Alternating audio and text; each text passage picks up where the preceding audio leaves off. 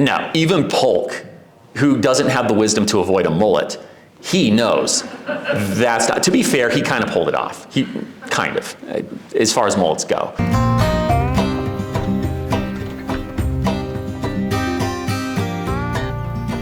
As Steve said, my name is Greg Jackson. I am a professor at Utah Valley University. I am best known for my history podcast called History That Doesn't Suck. It is one of the biggest podcasts in the world. It's changed my life. So that is really what put me on the radar here today. So in that, I tell the story of the United States from the Revolution all the way through. It's intended as a survey to allow American citizens to really understand the whole story of America. I've been working on it for 7 years, and I'm now just finishing up the New Deal. So I have several years ahead of me before I get up, through the Cold War and the 20th century and all that. But I tell you all of that to preface that I did several episodes on Western expansion, on the trails. I love them. I love this history, and I know that for a crowd of lifelong fans, experts of trails, you know factoids that I could only dream of. I have no intention of trying to outdo you on the Bartletts or John Sutter or the Pathfinder, you name it. But what I do think I can best do for you today is give you a 30,000 foot view, because I'm guessing you're probably most likely into your niche. You know your trail, you know your corner of this vast expansion. So here is the huge overview. We'll fly through that. It will be irreverent. That is why my podcast does so well. And hopefully I only offend a few of you. A few of you, just not all of you. So, expansion. Let's go ahead and dive right into this. The first thing we have to understand, if we're going to understand Western expansion at all, if we're going to understand all these trails and why we are now seated in this room today, is the Panic of 1837. So, the 8th President of the United States, Martin Van Buren, is sworn into office on March 4th, 1837. And his troubles begin almost the minute he takes the oath of office. A panic, which in modern times we call a recession, pops the economic investment and land speculation bubble that has been bubbling for most of the 1830s. The Panic of 1837 has several causes. And kind of like your most recent romantic breakup, it's complicated.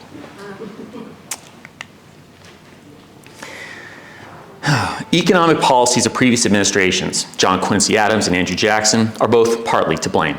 First, Congress passes the Tariff Act of 1828 during the Adams administration.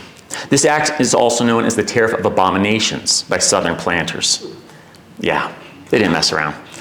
They spoke their truth. The stated goal of the tariff is to protect domestic manufacturing by raising taxes on imported goods. I know tariffs are things we just don't talk about these days. It's not on anyone's mind. But I thought I'd go ahead and clarify that for you. The stated goal, again, protect domestic manufacturing. While this is beneficial to northern manufacturers, it is deeply unpopular in the South. I wonder what that might contribute to later. As it increases the price of goods they rely on, and it hurts their economy. South Carolina, in an act that will foreshadow its secession and the start of the Civil War 3 decades later, basically says no. And the Palmetto State then asserts its state right, as it sees it, to nullify federal laws. You can, of course, grasp where states deciding what is and isn't constitutional doesn't work.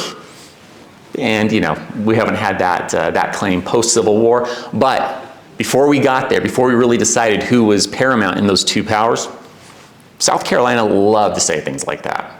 So, after Andy threatens to take an army to South Carolina and Congress lowers the tariff, South Carolina says, okay, fine, we'll play nice. So we don't get Civil War just yet. But it takes another act of Congress, the Compromise Tariff of 1833, to lower the duty on South Carolina and to lower tensions for the time being. Later, in 1836, President Andrew Jackson vetoes reauthorization of the U.S. Bank, Alexander Hamilton's baby and Thomas Jefferson's bane of existence. And therefore, the currency reserves basically dry up for a lot of state banks. He later issues an executive order known as the Specie Circular, which requires the purchase of government lands to be backed by gold and silver rather than credit notes. This is a very different world. Greenbacks still don't exist. That won't come until the Civil War. Our idea of US currency, it's not a thing. You've got private banks that issue their own money. And Andy, because he's Andy, old hickory, he doesn't trust it. And this is all crazy talk. So it's going to be gold, it's going to be silver. This is all setting up our massive panic. Finally, Britain changes its economic policies to encourage British investors to move their cash out of the United States and bring it back to the mother country. So we're giving up banks, we've got money flooding out of the United States. All that's happening while the price of cotton is dramatically falling. And this all hits these small state and local banks, none of which are regulated in any meaningful way. We see 40% of the banks across the nation fail. You know, it's obviously, it's the historian in me, but anytime I hear complaints, and I'm not dismissing our very real struggles today, but when I hear people talk about, oh, this recession, I remember very much 08, that's the year I graduated. I was looking at the job market. Man, when you know about these sorts of moments in US history, though, we don't even know what a real painful recession is. I went, I guess I'll just stay at BYU and do a master's degree. Yeah, so it was a real twist for me, right? No, these people watch their entire lives just disappear overnight. This is the worst recession in American history until 1929, when President Hoover, reading the panic in the room, says, you know what, we're gonna call it something different. Good PR, we'll call this a depression. Everyone will feel better about it. Well, so 40% of banks fail. We have a stock market crash, we have unemployment, we have inflation. And Martin Van Buren, the wizard, the little magician, as they call him, because of his way to magically cobble together coalitions and basically create political parties. He and Andy are the ones that make the Democratic Party come into existence. He's trying, but this is, again, such a different America. This is a pre-FDR America. Most presidents don't do anything when there's an economic problem because that's a private sector deal. That's not their problem. So as much as he's worried about it, he also doesn't have the tools. Congress hasn't handed the presidency all these powers that happen in the 20th century when we create the so-called, I just blanked on the term, my goodness. Not imperial, oh well. The 20th century is when we made presidents feel a little more regal, let's put it that way. And it really starts with FDR. Congress just votes power after power after power. You have the power to do this, this, this, and then we get all these executive orders. That doesn't happen in this world. So he's worried about it, he's concerned about it, but at the end of the day, he can't do anything, so the voters, of course, punish him and kick him out of office. All right, that's what's leading us to manifest destiny. As everything's collapsing in the east, well, it looks like there's just land out west. Now, of course, the indigenous peoples who call that place home have some different perspectives. Nonetheless, that is what's going to happen. Yeah. I'm glad you get that reference. I was just going to walk out if you didn't. So, John O'Sullivan, an editor from the era, manifest destiny to overspread the continent allotted by Providence for the free development of our yearly multiplying millions. And that is so important to remember because even as this economic panic is happening, you know, we talk about immigration today. Wow, the rate of immigration of the 19th century. It is so normal for the person you're talking to not be born in the United States. The population of the US, I mean, from 4 million at the time of the Revolution, which is already up from about 3 million just a decade before that. We're up to about 12 million a few decades later. By the time we get to the Civil War, there are over 30 million Americans. And when we get to the start of the 20th century, 1900, US Census tells us we're at about 100 million Americans. So in the course of a century, we've gone from about 4 million people to 100 million people. That number by itself is huge. There are only over 300 million of us today, right? Now think of that as a percentage though. Holy cow. Now, bigger families too, right? There are a number of people who are actually born here, but immigration is just off the charts. So yes, where do they go? What do they do? The cities can't absorb them. This is all feeding into manifest destiny. Okay, so as everyone in this room knows, including myself, but probably not as well as some of you, frankly, Oregon country is a tale of vast wilderness, gradual exploration, and the increasing presence of American settlers amidst a diverse landscape of indigenous inhabitants and European explorers. And of course, the region was initially home to various Native American tribes who had lived here for centuries. The arrival of European explorers from Spain, Russia, Britain, and the United States marked the beginning of a new era for the region. Fur traders played a crucial role in the early development of Oregon country. John Jacob Astor's Pacific Fur Company established trading posts and explored the vast territory, discovered the South Pass through the Rocky Mountains. This discovery significantly eased overland travel to Oregon, making it more accessible to settlers. Now, the joint occupation of Oregon country by the United States and Britain created a sense of urgency to establish a stronger American presence in the region. Fur traders' successful journeys demonstrated the feasibility of overland migration. However, it was the missionaries who played a pivotal role in establishing a permanent American foothold. Jason Lee, a Methodist missionary, led the first significant wave of American settlers to Oregon in 1834. He established a mission near present-day Salem and actively encouraged others to follow. Dr. Marcus Whitman, again, a name I'm sure many here already know, and his wife Narcissa, along with other missionaries, established missions farther inland, solidifying the American presence and providing essential services to both Native Americans and settlers. The missionaries' efforts, combined with growing interest in Oregon's fertile lands and abundant resources, led to a surge in American migration. And I am certain so many of you know this, but yes, fertile. The place we're standing on right now was known as the Great American Desert. No one in their right mind would want to come here except my ancestors. So they're blowing right past this very arid desert, this place that just seems unsuitable for farming. They want to go to Oregon. That's the sweet spot. So it's a roughly 2,000-mile trail from Missouri, basically seen as the end of useful land, out to Oregon. And this becomes, of course, a well-trodden path for thousands of pioneers. I do think it's fun to note that the exact mileage of the later Continental Railroad that goes from Missouri to the Pacific, 1,776 miles. Oh yeah, that's the most American rail ever laid. All right, so President John Tyler, after his very brief predecessor, gives a speech, gets a cold and dies, becomes his excellency, as he is so well known, ascending to the presidency. Poor guy just can't catch a break. No one thinks of him as a really legitimate president, but he does settle a constitutional quandary, because the Constitution doesn't clarify if the VP is an acting president or actually president. He lays claim to the title, and that's how we've done it ever since. No further clarification. VPs do in fact become president. So we're now in the 1840s. We've had this economic turmoil. We've got missionaries heading out. The idea of manifest destiny has taken firm hold. And John Tyler, the man is all about it. He is embracing manifest destiny. Settlers in Oregon country are calling for a stronger U.S. presence, though. And there's growing support for and interest in Oregon settlement within the United States. So His Excellency decides to apply some Uncle Sam pressure. He does so in two ways. One, John sending Dr. Elijah White as a low-level Indian agent to Oregon country. This will create a U.S. presence to offset the British Hudson Bay Company, while still being weak enough, John hopes, to avoid upsetting the British.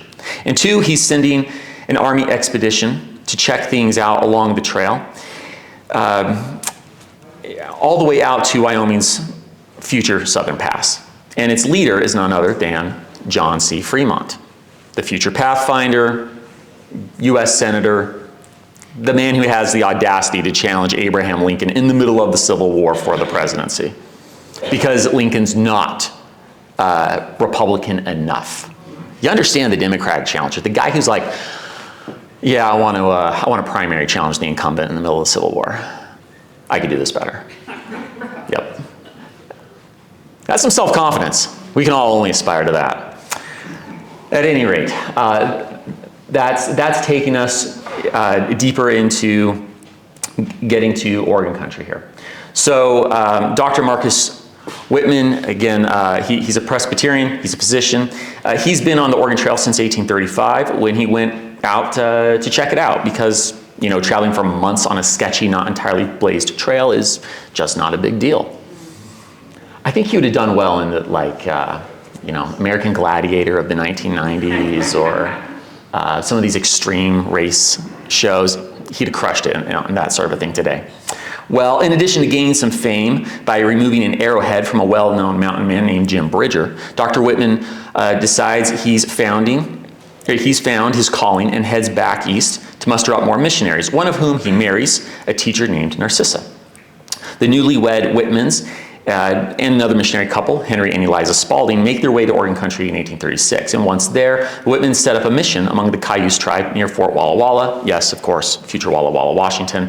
While the Spaldings set up among the Nez Perce Indians, and forgive me, I speak French, and I'm so, it's the most snooty way to say my pronunciation is screwed up, right? I'm sorry. My fluency in another language messes me up. I'm sorry if I didn't say that the way that you do. That's all I'm getting at. And just a low-key brag at speaking French. So the Nez Perce Indians, so they're closer to Lewiston, Idaho. But beyond setting up their missions, they also plant seeds of further settlement. After Narcissa and Eliza have come, it basically just proves that women can make this journey. Again, this is the 19th century, far deeper entrenched roles and views on gender than we have today. And up to this point, it's really been the impression that the fairer sex would not be able to handle such an arduous task. Obviously, there are a number of Mormon women who will later say, hold my beer, and please don't take it back because Brother Brigham doesn't want me to.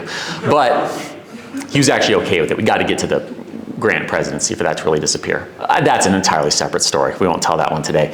But so this is an important moment because that says settlement can actually happen, right? Families can go out there, or if families can't make it, men and women can make it out there, then they can make families. So that's huge. And that eventually leads us to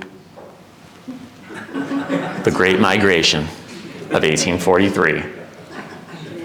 Now we're really kicking things off.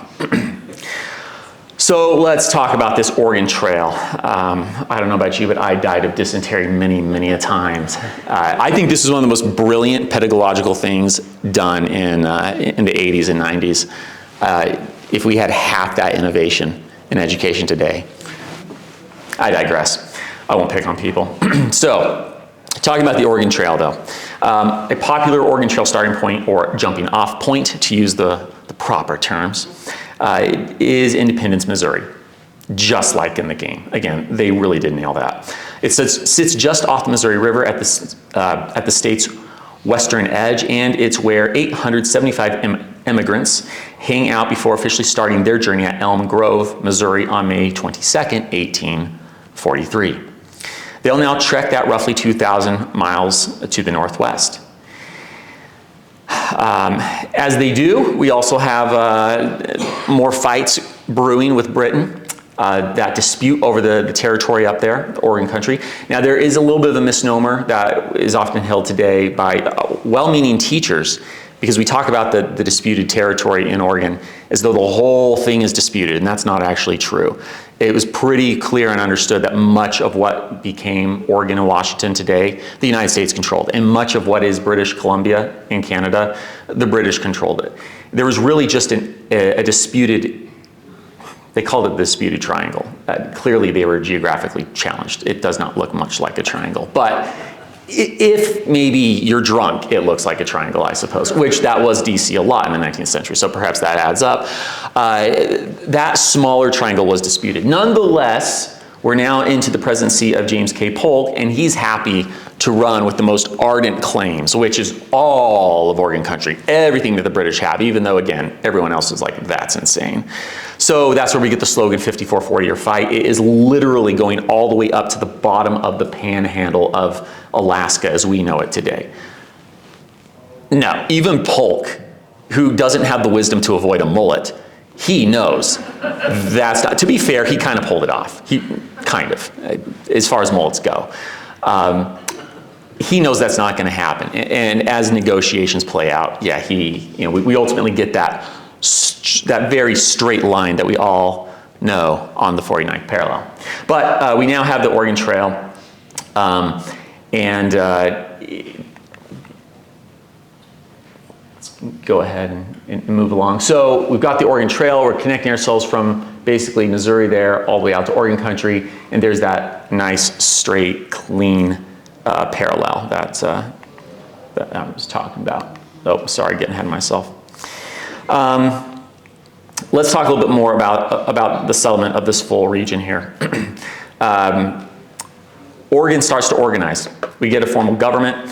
That's partly called for, needed after the Whitman massacre. I won't get into the details of that, but I'm afraid our beloved missionary couple that we've bonded with in the last 10 minutes doesn't have a good day. We'll leave it at that.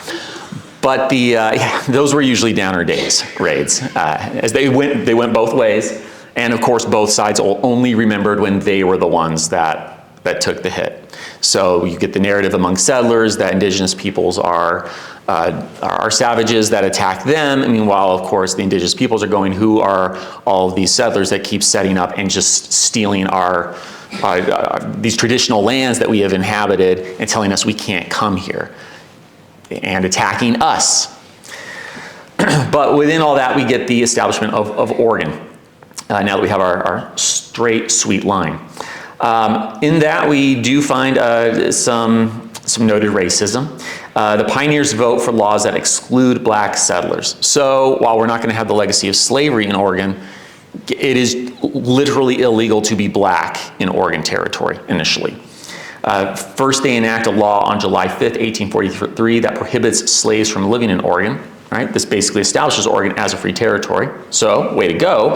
But the settlers then go one step further in 1844 by forcing any black person there to leave the state within 2 years, or, and I quote the law, be whipped no more than 39 times. Yeah. As if this exclusionary policy didn't have enough teeth, Oregon voters passed an 1849 law that states, quote, it shall not be lawful for any Negro or mulatto to enter into or reside in Oregon.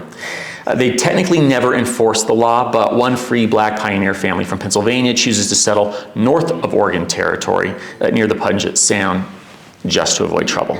So even though we don't have any record of that ever happening, the message was made loud and clear. Personally, well, again, I'll pick on my ancestors. The Mormon Extermination Act was an ample invitation to move on, right? So by the time Oregon is ready to write a state constitution in 1857, voters uphold the territorial exclusion laws. The Oregon Constitution writers ensure that slavery will never be allowed, but they also write into the state Bill of Rights, ironic, a clause that keeps any black settlers from settling in the state, owning property, and making contracts. I think they got backwards what a Bill of Rights typically does. In short, just because Oregon will be a free state, it doesn't mean black Americans are on equal footing. So the Oregon Trail's peak years have officially started. American pioneers come by the thousands, hitting double digits in 1849 and breaking into 50,000 in 1850. And those numbers will stay strong until the Transcontinental Railroad is completed in 1869. But Oregon isn't the only destination for westward migrants, so let's talk about another aspect of American Manifest destiny, right? The California Trail. Spain's centuries-long colonial rule running across the Americas, as I'm sure well known to this crowd on some level, but we'll just settle down to the year of 1804. This is when Spanish powers begin to organize its northwestern New Spain territory, which it knows as Alta California. It's pretty close to what the Mexican cession will look like in 1848 up there. This province extends from Baja California, literally Low California, and it's closest to lining up with the future U.S.-Mexican border to the British-U.S. disputed Oregon Territory. West-east, Alta California runs from the Pacific, swallows the future U.S. states of California, Nevada, and Utah, as well as parts of Arizona, Colorado, Wyoming, and New Mexico. So it's massive. There's also hardly any Spanish population there. Now, Spain has tried to address the challenge of, holding territory that has nobody in it. But that's not easy. They set up several presidios, basically forts, and my apologies to the Spanish speakers here where I just did not nail the accent. Now my low-key admission of humility, the French does not mean I speak Spanish, alas, lo siento.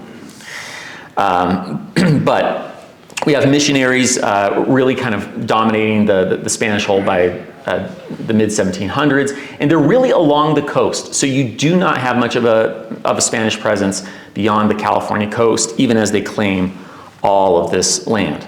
So fast forward a little bit, Mexico gains independence from Spain in 1821. We have less than 15,000 Californios.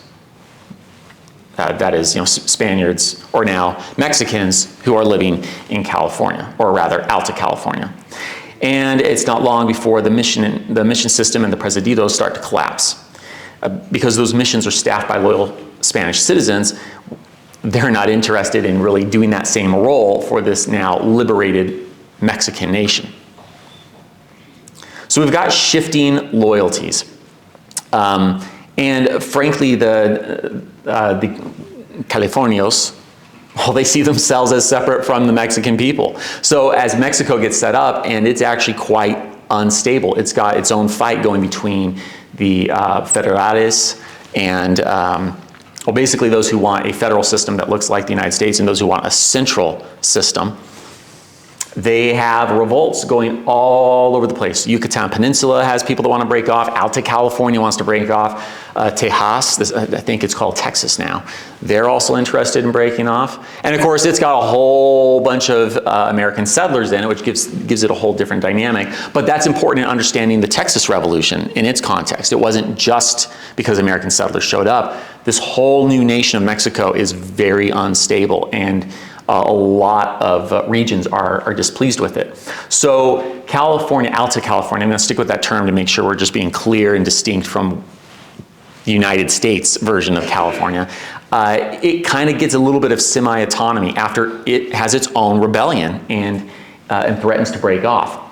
But again, when you only have 15,000 people to it, or what I would call, half the population of a university in the state of Utah, yeah, it's kind of hard to really have a sustained rebellion against, an entire nation, even if it is pretty dysfunctional and just finding its own feet after its own revolution. We have, man, I apologize. I thought I had another slide in there. We're not ready to talk about gold. I know gold's exciting, but we're not ready for that. Let me just mention real quickly that we've got the Bartlett-Bidwell party. So as California is now semi-autonomous, it's very sparsely populated in terms of, again, Californios. There are, of course, indigenous peoples there. We've got some 50 California dreaming immigrants that meet up at Elm Grove, Missouri, that sweet spot again. And they head off for California. The Bartleson-Bidwell party leaves on May 19th, 1841. We've got Captain Bartleson. He strikes a deal with Thomas the Broken Hand Fitzpatrick. What a terrible nickname. Like, Broken Hand, I mean. But that's what he's called. I feel like he was picked on as a kid, but that's just me. Broken Hand gives them a few tips, and they head out on their way. They head southwest from Soda Springs. They follow the Bear River, then follow the northern shores of the Great Salt Lake. But they turn south too soon and miss the headwaters of the life-sustaining Humboldt River. The party then treks across what you and I know as the desert of northern Nevada for days with very little grass for their animals or water for their party. By the time they reach the intimidating Sierras, they're out of food. So one by one, they eat the pack animals, and all along the way, the party ditch their packed wagons to just hoof it. They end up basically having to walk over the mountains. They make it. They survive. This does, in fact, start and kick off movement to California. Now, another fun story as we're getting Alta California, into the mix, is Commodore Tack Jones. So I mentioned a whole bunch of empires earlier, and if you're interested in thinking more about Russia, Britain, France, and everybody having their eyes on beautiful, sunny California, as Dr. Venkman said in Ghostbusters 2.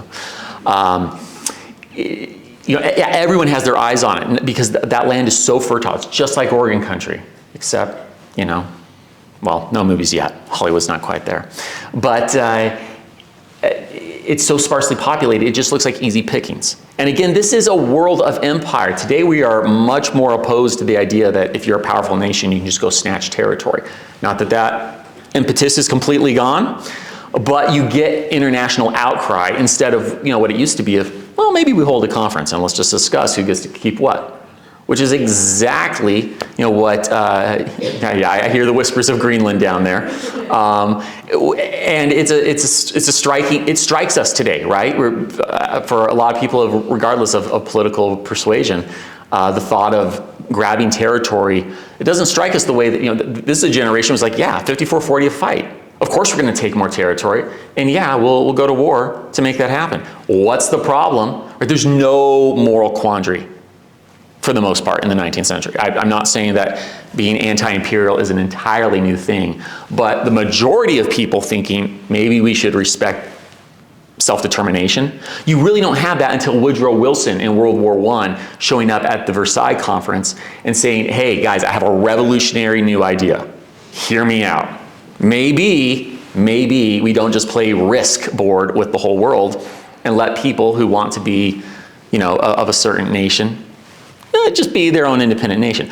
Woodrow, of course, proved to be a little bit of a hypocrite on that point, and they came up with the worst treaty that mankind has ever conceived of, but nonetheless, got to give Woodrow, his fair shake for making some of these ideas sink in. The path to human rights, civil rights, it's 2 steps forward, 1 step back, but the arc of history has really gone, by and large, in a good direction. Anyhow, all that to say, everyone's got their eye on California. Everyone's salivating. Russia wants it, Britain wants it, France wants it. So I don't say that to pardon American actions there, but it's not like America was this lone imperial force going, we will rip it away from Mexico. It was genuinely thought someone's getting it. It's just a matter of who. That was the perspective. So Commodore Tack Jones, he's out in the Pacific, and he hears incorrectly that war with Mexico has broken out. All right then. Time to get this party started. So, Commodore Thompson Ap Catesby Jones, aka Tack Jones, he heads on into Monterey. This is October 19th, 1842. In a day, he takes over Monterey, which is the capital of Alta California. But again, 15,000 people, right? In the whole of Alta California. Yeah, he basically took over, Roosevelt, Utah. No offense to the good people of Roosevelt. I'm sure they put up a hearty fight. But if a war vessel pulled up, and I realize it's a little landlocked, but you take my point, yeah, I don't think there's going to be much of a fight. He's got the stars and stripes fluttering over the capital of Alta California within a few hours. Then he hears that there actually isn't a war. Gentleman that he is, he apologizes to the governor, takes the flag down, and departs. They have to slap his wrist back in Washington to pretend that they actually cared. They didn't. And of course, we're already into the 1840s. It's only a few years before we get to the Mexican-American War. And that's what's going to bring in Texas in its fullness. Texas has already had its revolution. Texas is being brought into the Union under the Polk administration in technically the Tyler administration, but things get wrapped up in the Polk administration. But a lot of Texas territory was very much disputed. Mexico still didn't even acknowledge that Texas was actually an independent sovereign nation. But Texas claimed everything you see there, and frankly more, while Mexico said, that's not the size of the state that we had. No, that's ridiculous. You guys are like half of that. So the Mexican-American War, 1846 to 1848, shores up all those claims. It brings in all of Alta California. It basically adds 1/3 of the United States today in terms of territory and land. All in the name of manifest destiny. And in fact, here's a truly odd bit. Part of what saves Mexico from actually being taken over entirely is racism. There was a debate in Congress. Look, they got to Mexico City. They'd taken the capital. And there was a debate. Should we just call all this America? Plant the stars and stripes? Bunch of awesome. And there were too many congressmen who said, no way we're going to have a nation with this area that is predominantly brown. No way. We don't want that land. We want the largely uninhabited land. I always find that a very curious footnote on the Mexican-American War. So, want to talk about some gold? Clearly I do. I hit the button like 3 times. All right. So, the California Gold Rush, of course, 1849. You're familiar with that. Some people do start coming out. They hit it rich. They do well. But others get lost in the crowds. While Sam Brennan's supply warehouse and store are a huge success, John Sutter falls behind the curve. Between a half-finished sawmill and none of the gold claims being on his huge tract of land, he can't cash in on the new discovery of his dreamed empire. Henry Bigler and most of the other members of his faith, Mormon, they pack it up, they head back east to rejoin their families. I've always found it a fun piece of Mormon history that there was discussion about the Saints perhaps continuing on to California, and after again establishing that this was the great American desert, the decision really came down to, you know what, and that's exactly why we're not going to go there. That place is awesome. Other people will go there. We've had enough of our homes burned and rape, and Mount Meadow Massacre wasn't exactly a great day, so we're going to stay here where it is possible to live, but really it sucks. No one else would come bother us. I personally don't think it sucks anymore, but that was literally the thought process. This place is just barely inhabitable. Perfect. So, at any rate, as they head back, the road that they build over the Sierras gets used by almost everyone western bound for this gold, ensuring that most travelers from here on out will make it safely through, all the places that hurt the Donners and so forth. Let's jump into Manifest Destiny. So, to understand Manifest Destiny, which we've defined, we've laid that out a bit, we also got to get into the politics. So we talked about the impetus, the reason why people want to head west. We talked about the economic things, but then there's the political side. I'd like to pick up here with a happy birthday toast to Thomas Jefferson. Now, Jefferson's dead, but the much beloved founding father continues to be feted in the federal capital. And as Andrew Jackson and John C. Calhoun are sitting down to celebrate him, Andrew Jackson makes this toast. Our federal union must be preserved. The reason he does that is because of the consternation over whether or not this union is in fact permanent, whether it's going to stay together. I'm just watching my time here, realizing I need to move faster. John C. Calhoun answers, the union, next to our liberties, most dear. In other words, the union is second. It is not first and foremost. This is all part of a buildup between a question over slavery and slave power, as the Northerners discuss it in the federal government, and the permanency of the Union. These are two things that were very intentionally, I'm not going to say skirted because the Founding Fathers were phoning it in, but they compromised as far as they could and then realized that a lot of things were going to have to be worked out down the road. That is sometimes the art of politics.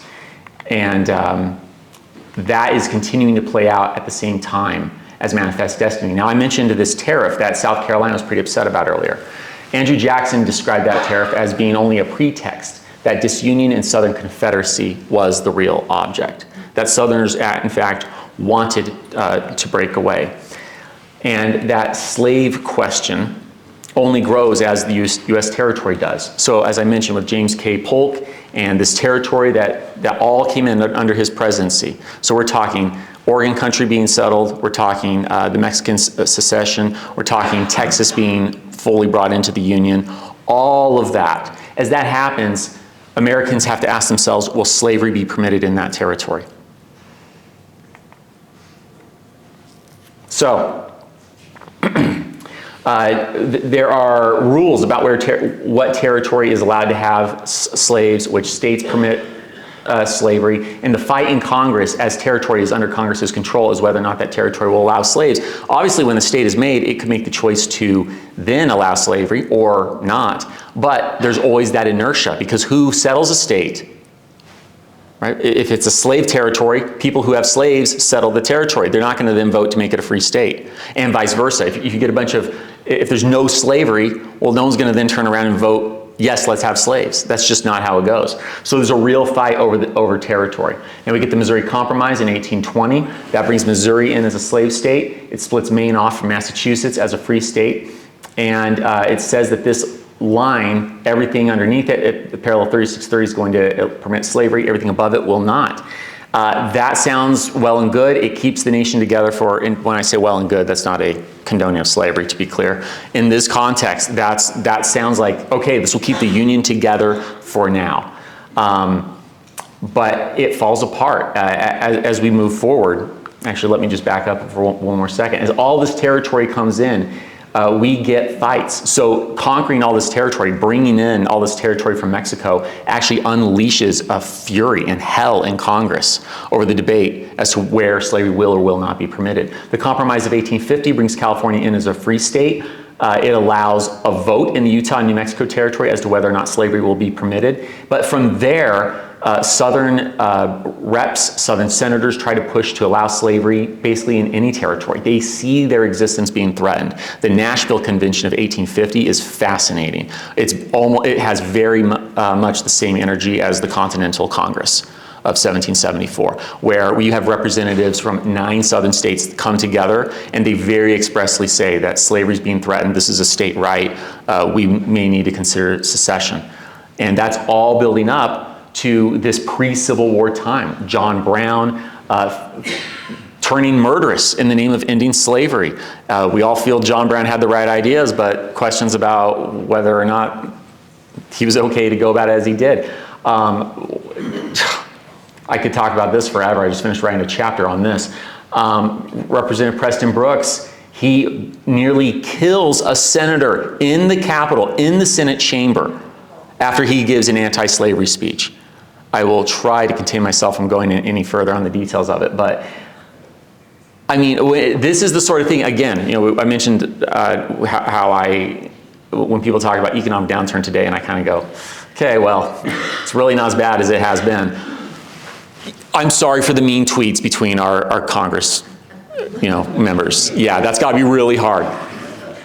That cane, I mean, obviously this is a rendering. It snapped, it broke down to the handle. It was covered in blood and flesh. He went and hunted down his golden handle that had flown off across the room when he was done.